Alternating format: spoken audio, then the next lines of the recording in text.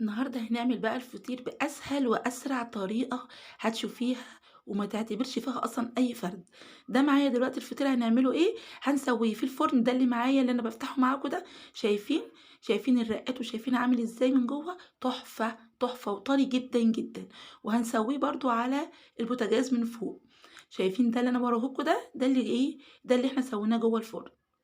ودلوقتي بنشوف مع بعض اللي إحنا سويناه على البوتاجاز من فوق، ما فيش بعد كده، طري جدًا مش قادرة أمسكه من كتر ما هو طري، شايفين الرقات من جوّه هش ولذيذ وطعمه ما فيش بعد كده، بجد والله العظيم هتشكريني، هتشكريني لو اعتمدتِ الطريقة دي، أحلى فطير لأحلى عيلة في الدنيا، عيلة رانيا ميكس. يالّا بقى عشان نشوف عملنا القمر ده إزاي.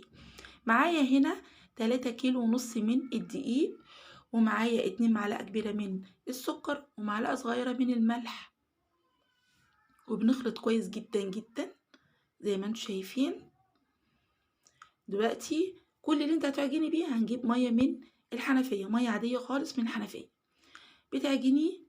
طبعًا أنتِ بتحطي لإن زي ما إحنا عارفين إن الدقيق مش كلّه زي بعضه، أنواع الدقيق بتختلف، في دقيق بيقبل مَيّة كتير، وفي دقيق ما بيقبلش مَيّة كتير، فعشان كده إحنا هنحط مَيّة بالتدريج معايا.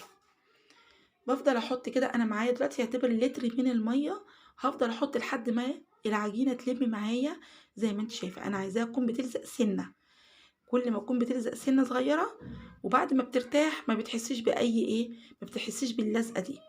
بعد كده باروح حاطاها، باقلب كل المقدار كله معايا على الرخامة بقى وإيه، واضربي بقى. طبعًا كلنا عارفين إن الدقيق إن الفطير يعني عجن، عايزة تطلّعي نتيجة كويسة يبقى لازم تعجني. عندِك عجان تقدري تعجني فيه، بس بصراحة أنا باحب إيه، أعمل الحاجة بإيدي، بحيث عشان أحس كمان بالملمس بتاعها، يبقى الملمس بتاعها واضح معايا أكتر. كده هي لمِّت معايا زي ما أنتِ شايفة، باغطيها ترتاح 10 دقايق مش أكتر، وبعد كده باجي باقسّمها نُصّين. طبعًا الكمية معايا كبيرة زي ما أنتم شايفين، وهاخد كل بقى إيه، كل نُص معايا هاقطّعه على إيه، هاقسّمه وأشكّله كِوَر صغيّرة.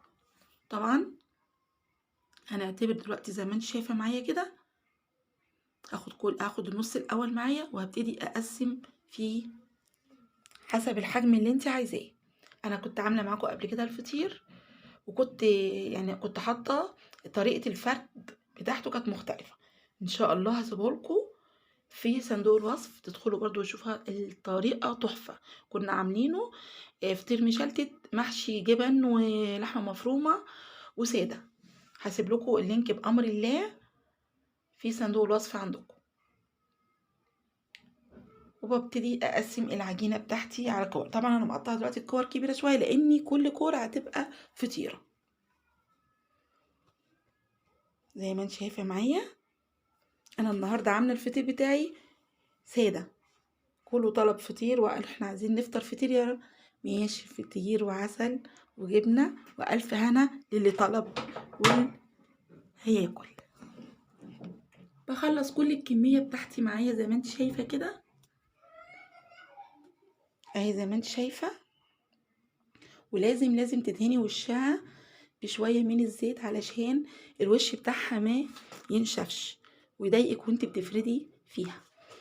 باتأكد كويس أوي إن أنا دهنت كل كورة معايا، وبعد كده باغطيها بأي كيس من بتاع التلاجة لمدة بس 10 دقايق، ونبتدي بقى إيه الفرد. والله أنا مش باعتبر إن أنا بافرده، أهم حاجة شوية الزيت اللي أنتِ شُفتيني حطيتهم دول، باحط زيت. شايفة؟ بُصّي العجينة ما دام ارتاحت معاكِ، لو سبتيها من مدة 10 دقايق لربع ساعة، بُصّي في منتهى السهولة اللي في الدنيا، مش هتلحقي أصلًا، مجرد ما تاخدي العجينة في إيدِك هتلاقي نفسِك خلصتيها على طول، فردت معاكِ بسرعة.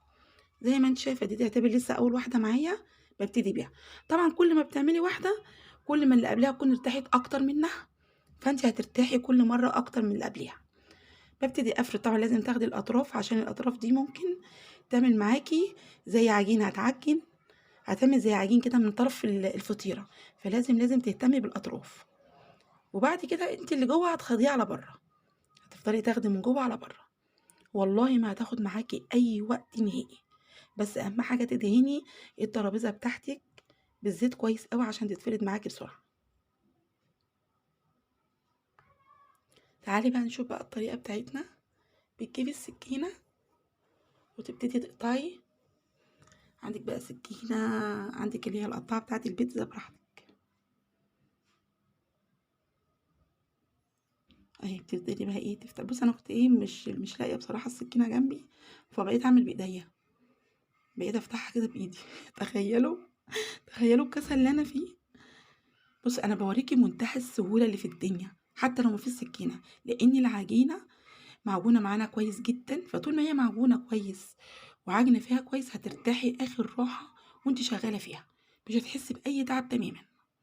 وبعد كده ببتدي الم العجينة على بعضها. هنعمل تاني برضو واحدة مرة واتنين وتلاتة لحد ما تثبت في دماغك. بجد بجد الطريقة دي اسهل مما تتخيلي، وبتديكي فطير في منتهى الرقات والهشاشة والطعم، يعني حاجة في منتهى السهولة اللي في الدنيا.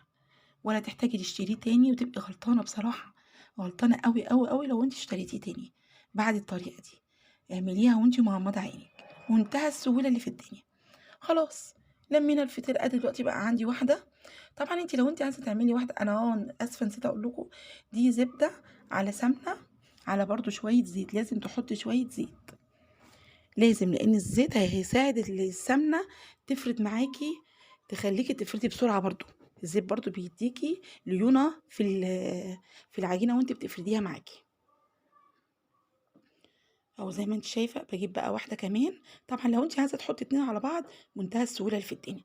بعد ما بنفرد زي ما انت شايفة كده بتروحي برضو، هوريكوا برضو الطريقة برضو، بس انا كنت مقطعة كل واحدة على اساس انها فطيرة. وهاجي برضو هروح عاملة فطير كبير. هنشوف ازاي الطريقه. انا بوريكي دلوقتي الفرد. بصي ده بذمتك دي تعتبر طريقه الفرد ولا يعتبروها من غير فرد دلوقتي؟ في لحظه مجرد ما تعملي بايديك كده هتلاقيها. بصي دلوقتي بعد المره دي شايفين المره دي اتفردت ازاي، لان دي ارتاحت اكتر من اول واحده. كل ما ترتاح معاكي كل ما انت هترتاحي اكتر واكتر في الفرد، مش هتحسي باي تعب تماما، والله هتدعيلي. بس امشي على الطريقه. ما ينفعش بقى حد بقى دلوقتي يقول ان انا ما بعرفش. خلاص بقى احنا عارفين بقى ان كل ستات مصر كلهم شطار. ما ينفعش تيجي تقولي بقى انا ما بعرفش بقى وتكسلي. الطريقه دي مش هتخليكي تكسلي تاني انك تعملي الفطير الجميل قوي قوي ده. بعد ما فردت ما تقلقيش تتقطع منك حته كده حته. طبعا انا ممكن عشان ايه كنت مستعجله بسرعه. شايفين ابني راح جاب لي بقى، الاستاذ عمر راح جاب لي القطاعه. وخدي يا ماما ما ينفعش تعملي بايديكي. طب يا حبيب قلبي ادينا اهو قطعنا بايديكي بقى بقطاعه بسكينه براحتك. يا والله يا بنتي مش محتاجه، انت بايديكي كده على طول زي ما انا عملت اول واحده وخلاص. وهنلم كله على اللي ايه على الداخل. هتاخدي اللي بره على جوه فوق بعضيهم، وايديكي تبل تحطي الواحده وايدك تبل من خليط الزبده على السمنه على زيت زي ما انت شايفه كده. بالمناسبه انت ممكن تحطي برضو حاجة هتساعد برضو في توريق الفطير معاكي. ايه هي؟ معلقة من النشا تخلطيها على الزبدة والسمنة. خليط الزبدة والسمنة ده بتديها برضو توريقة اكتر واكتر. جميلة او بتعمل فرق جامد بصراحة. اوقات بحطها واوقات لا بصراحة. فانا كنت في تاني مرة بقى كانت السمنة خلصت. انا كنت اصلا مسيحة كمية على البوتاجاز وباخد جزء في جزء. ففي تاني جزء ده، اول جزء كنت نسيت احط المعلقة، تاني جزء ايه افتكرت رحت حاطه المعلقه دي معلقه من النشا. بتحطيها وتقلبيها كويس جدا جدا جدا. وممكن تضيفي برضو نص معلقه صغننه من او سيكه كده من البيكنج باودر مع الخليط دوت. بيبقى برضو جميل، بيديها بيديه كده نفخه كده، بيخليه ينفخ كده، يبقى شكله لذيذ كده. بس عادي يعني مش شرط موجود البيكنج باودر موجود مش موجود بس معلقه النشا هتديكي برضو فرق معاكي جامد قوي في التوريق. شايفين بقى العجينه بقت تتفرد بثواني كل ما ترتاح زي ما قلت لك. انا بعمل معاكي كذا واحده علشان بوريكي بس الطريقه دي بجد والله العظيم فعلا كنز. انا الحمد لله انا بعمل. لو انت رحتي للفيديو في بدايه ما كنت لسه عامله القناه بتاعتي من سنه تقريبا، فانا ان شاء الله هنزل لكم بامر الله اللينك بتاع الفيديو بتاع الفطير الاولاني. كنت عامله فيديو تحفه بجد، هو اتظلم او في المشاهده، بس الحمد لله كل واحد بياخد نصيبه الحمد لله رب العالمين. اهو زي ما انت شايفه تاخدي من بره على جوه نفس الطريقه زي ما انتم شايفين كده حبايب رانيا.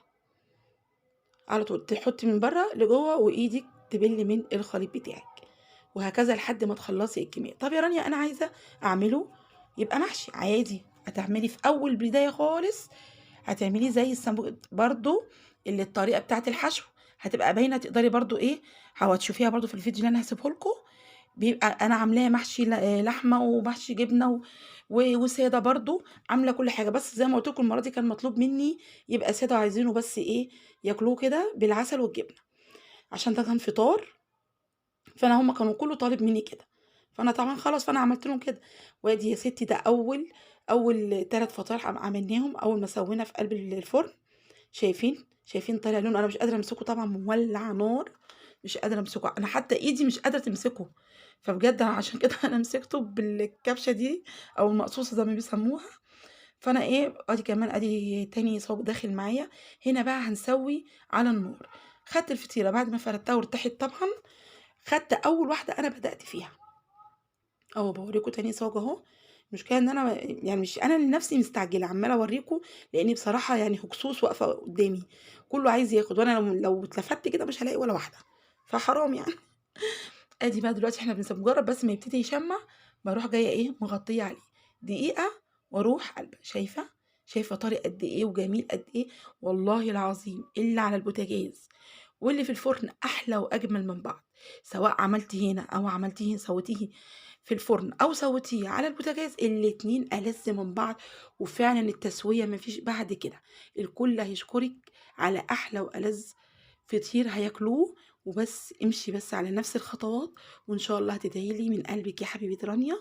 ويا رب يا رب الفيديو يكون عجبكم، ويا رب اكون خفيفه على قلوبكم. بجد بجد انا ربنا يعلم ان فعلا ربنا عوضني بيكم والله العظيم، ولما بقول لكم انتوا عيلتي ده حقيقي. اللي عارف رانيا عارف ان انا يعني مختصه يعني يعني ماليش اختلاط بقى كتير يعني. فبجد بجد هو فعلا ربنا عوضني بيكم. ربنا يخليكم ليا ويديمكم في حياتي دايما يا رب. وكل سنة وانتم طيبين وايه ورمضان سعيد علينا كلنا يا رب. اللهم امين يا رب العالمين. واحلى فطير لاحلى عيلة في الدنيا، والف هنا وشفا. سلام عليكم.